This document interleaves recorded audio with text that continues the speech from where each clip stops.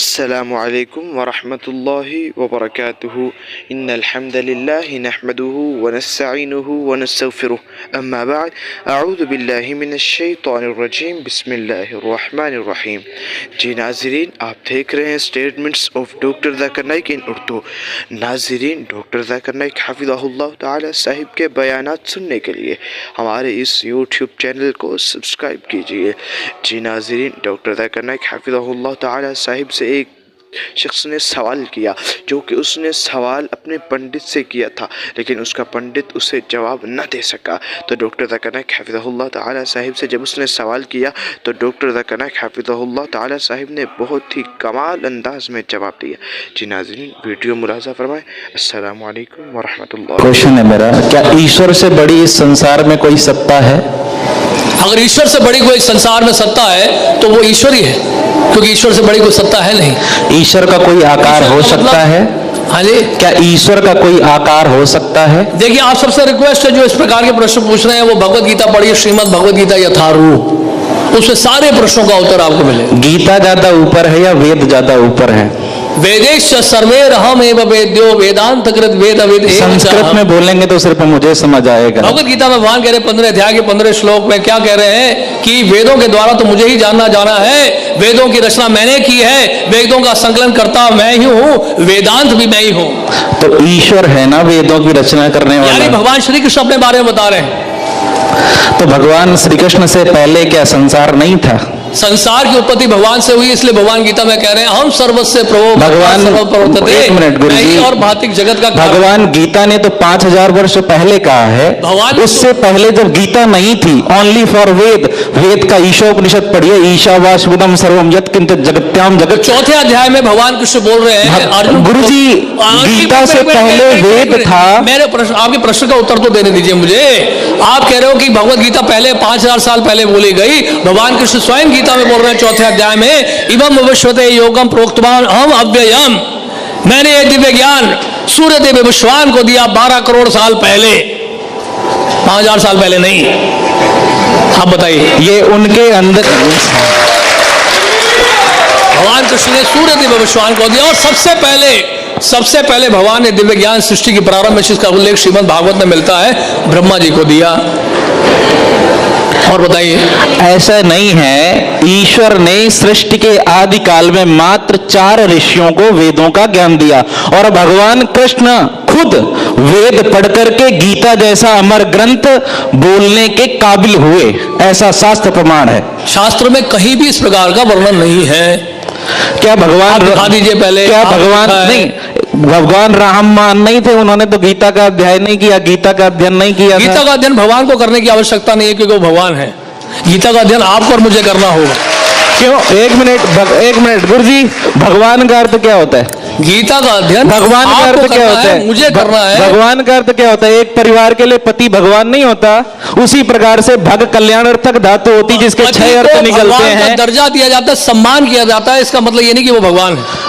भाई, परिवार के लिए वो भगवान है। भगवान कृष्ण ने पूरे संसार के लिए कल्याण का काम किया, वो संसार के भगवान है। इसी प्रकार से आप देखिए, कोई कुल भगवान होते हैं, कोई गांव के भगवान का मतलब ये है कि आप संसार के अच्छे काम करने लगो, आप भगवान बन जाओगे। ईश्वर भगवान नहीं हो सकता। दोनों के बहुत बड़े अंतर है, मैं इसको व्याकरणिक अर्थ से निकाल सकता हूं। ईश्वर परमा कृष्ण सच्चिदानंद विग्रह अनादिरादिर गोविंदा सर्व कारण कारण।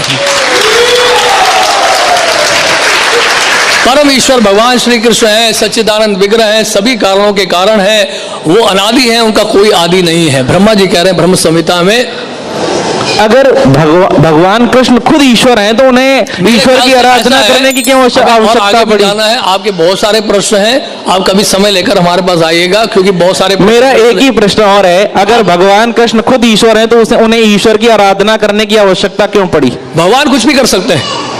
भगवान तो अर्जुन का रथ भी चला सकते हैं, भगवान शिव जी को जल भी चढ़ा सकते हैं। वो भगवान की इच्छा है, वो कुछ भी करें, हम क्यों उनको चुनौती दे रहे हैं? भगवान ने ऐसा क्यों किया? तो भगवान और ईश्वर में अंतर है। ईश्वर निराकार है तो उसका आकार हो ही नहीं सकता। वेद खुद कहता है ईशावास्मितम सर्वम यत्किंच जगत्याम।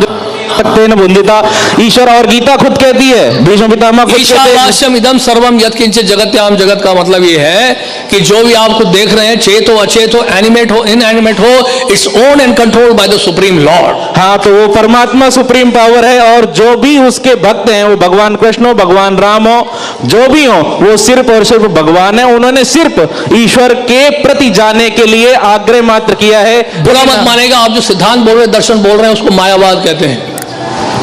वो तो और हमारे शास्त्रों में दर्शनकार्ती क्या है? मायावादी भाष्य सुने होए सर्वनाश, दर्शनकार्ती है, दर्शनेनिति दर्शनम, जो हमें दर्शन करा दे उसी को दर्शन कहते हैं। भगवद गीता में 12वें अध्याय में भगवान कह रहे हैं, क्लेशो अतिरिक्त मेरा एक ही क्वेश्चन है, क्या गीता से पहले जीवन नहीं था? जो निर्विषय निराकार ब्रह्म के ऊपर ध्यान लगाता है, ऐसा मार्ग बड़ा कठिनाइयों से बीतता है। क्या गीता से पहले जीवन नहीं था? गीता से पहले जीवन था जो भगवान के द्वारा निर्देशित था।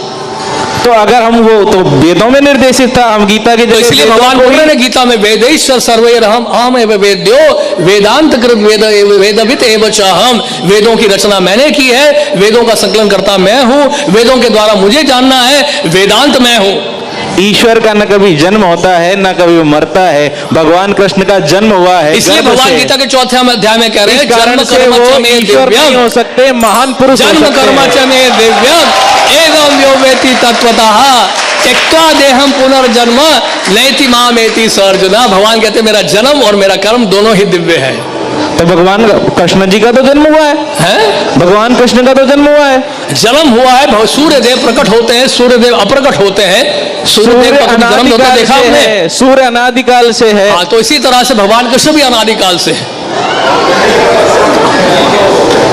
मेरा एक ही मानना है कि ईश्वर से बड़ी ना किसी भगवान की सत्ता है, ना कोई जो जन्म लिया है वो मरेगा, ये सार्वभौम सत्य है। इस कारण से भगवान कृष्ण ने भी जन्म लिया, वो भी महान पुरुष हुए, ईश्वर नहीं थे। उन्होंने संसार के कल्याण के लिए बहुत सी उपदेश दिए, या बाबा तुलसी ले लो, वाल्मीकि ले लो, व्यास जी ले लो, इसी प्रकार से वो भी थे। अगर हम उन्हें निराकार मानेंगे, निराकार का कोई आकार नहीं हो सकता, ईश्वर ही निराकार है, बाकी सब उसके भक्त हैं। ऐसे संसार में कौन सी व्यक्ति है जो निराकार से निकली हो? बताइए मुझे। क्या चीज? ऐसी कौन सी वस्तु है जो निराकार से निकली हो, जिसकी उत्पत्ति निराकार से हुई? बताइए बताइए।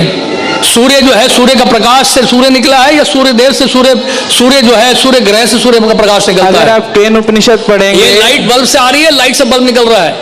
पहले लाइट आई है ना, पहले लाइट, एक मिनट, पहले लाइट आई है। यहाँ प्रकाश सर्वस्य योग माया समावृता मूलो अयम ना भी जानाति लोको माम अजम अव्ययम। भगवान कह रहे हैं योग माया के द्वारा ढक देता हूं मैं अपने आप को, और जो मूर्ख व्यक्ति है मुझे नहीं समझ पाते।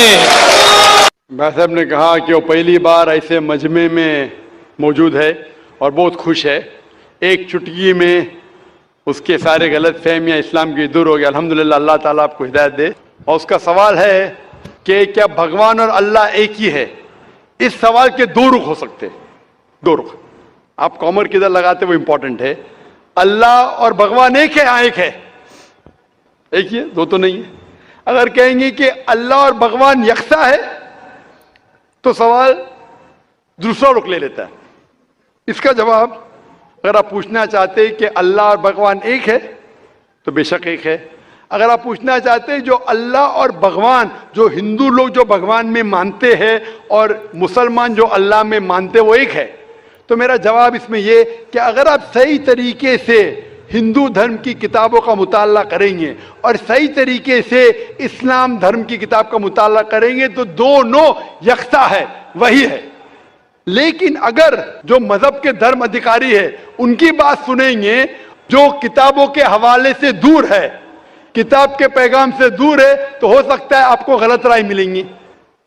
जैसे मैंने फरमाया था मेरे तकरीर में कि कुरान में लिखा है सूरह इखलास में सूरा नंबर 112 आयत नंबर 1 में, कुल हु अल्लाहु अहद, कहो कि अल्लाह एक है। उसी तरीके से आप जब हिंदू मजहब की किताब का मुताला करते हैं, आप पढ़ते हैं, उसमें लिखा है छंदोग्य उपनिषद में अध्याय number 6 section number 2 shloka number 1 में लिखा है एकम एविदित्यम, भगवान एक है, ईश्वर एक है, दूसरा नहीं है। लिखा है श्वेताश्वेतर उपनिषद में चैप्टर नंबर 6 श्लोका नंबर 9 में, नाचस्य कसिज जनिता न चदीपा, उस भगवान के कोई वालदेन नहीं है, कोई रब नहीं है, भगवान का कोई मां नहीं है, कोई वालिद नहीं है, कोई सुपीरियर नहीं है। लिखा है श्वेताश्वेतर उपनिषद में चैप्टर नंबर 4 श्लोका नंबर 19 में, नात्यस्य प्रतिमा अस्ति, उस ईश्वर की कोई प्रतिमा नहीं। प्रतिमा का मतलब है अक्स, painting, picture, portrait, statue, idol. उस भगवान की कोई प्रतिमा नहीं, कोई पिक्चर नहीं, कोई पेंटिंग नहीं, कोई अक्स नहीं, कोई फोटोग्राफ नहीं, कोई आइडल नहीं, कोई स्टैच्यू नहीं। यह दोहराया गया है यजुर्वेद में चैप्टर नंबर 32 श्लोका नंबर 3 में, न तस्य प्रतिमा अस्ति, उस ईश्वर का कोई अक्स नहीं, कोई प्रतिमा नहीं, कोई पिक्चर नहीं, कोई पेंटिंग नहीं, कोई फोटोग्राफ नहीं। तो जब आप मुताला करेंगे हिंदू मजहबी किताब का और कुरान का, हिंदू मजहबी किताब का ब्रह्म सूत्र में कहा गया है, एकम ब्राह्म द्योत्या नास्ते, नीना नास्ते किंचन, भगवान एक ही है, दूसरा नहीं है, नहीं है, नहीं है, जरा भी नहीं है। There is only one God, not a second one, not at all, not at all, not in the least bit. तो जब हम इस्लाम और हिंदू मजहबी किताब का मुताला करेंगे, हमें पता चलता है कि ईश्वर, अल्लाह, भगवान, खालिक, मालिक एक ही है। और उस खालिक, मालिक, ईश्वर, भगवान, अल्लाह का कोई अक्स नहीं, कोई पेंटिंग नहीं, कोई मूर्ति नहीं, कोई फोटोग्राफ नहीं। हमें सिर्फ उस अकेले ईश्वर